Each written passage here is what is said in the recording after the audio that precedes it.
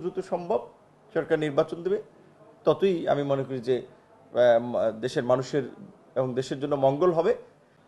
আমরা মনে করি ২৪-এর এই গণ অভ্যুত্থানের মধ্যে দিয়ে রাষ্ট্র সংস্কারের যে আকাঙ্ক্ষা তৈরি হয়েছে সেটা একটা বাস্তবায়ন বা বাস্তব রূপ দান করা দরকার। ইতিমধ্যেই সরকার 15টি কমিশন করেছে।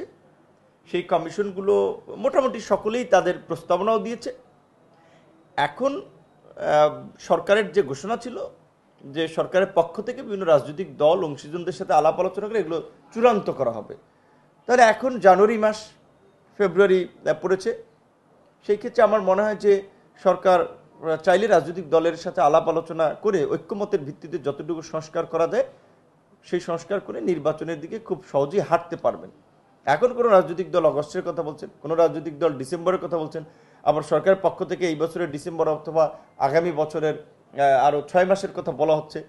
আমি মনে করি যেই সময়গুলোই আলোচনা হচ্ছে সেটা রাজনৈতিক দলের পক্ষ থেকে কিংবা সরকারের পক্ষ থেকে, এই সময়ের মধ্যেই নির্বাচনটা হতে পারে বা হওয়া সম্ভব। তবে নির্বাচন হওয়ার আগে ন্যূনতম যে সংস্কার সেগুলো আমাদের হতেই হবে, না হলে কিন্তু রাষ্ট্র আবার ওই পুরনো পথে হাঁটবে। কাজেই বারবার রক্ত দেয়া, বারবার রাস্তায় নামা ভোটের দাবিতে, মৌলিক অধিকারের দাবিতে, মানবাধিকারের দাবিতে, গণমাধ্যমের স্বাধীনতার দাবিতে, প্রশাসনের আপনার নির্যাতন নিপীড়নের বিরুদ্ধে, তো এর একটা পরিবর্তন হওয়া দরকার। এই সংস্কারগুলো শেষে যত দ্রুত সম্ভব সরকার নির্বাচন দেবে, ততই আমি মনে করি যে দেশের মানুষের এবং দেশের জন্য মঙ্গল হবে।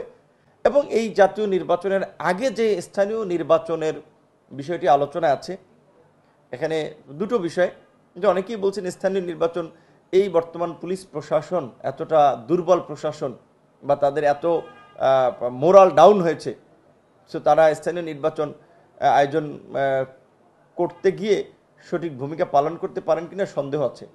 তো স্থানীয় নির্বাচন যদি সঠিক ভূমিকা পালন করতে না পারেন, সাহসী ভূমিকা পালন করতে না পারেন, জাতীয় নির্বাচন কেমনে করবেন? জাতীয় নির্বাচনে একদিনে সারা দেশে, স্থানীয় নির্বাচন তো ভিন্ন ভিন্ন ডেটে হবে, অন্তত কয়েক ধাপে। সেক্ষেত্রে আমি মনে করি এই প্রশাসনের পারফরমেন্স দেখার জন্য হলেও জাতীয় নির্বাচন আগে স্থানীয় নির্বাচনটা দেওয়া যেতে পারে।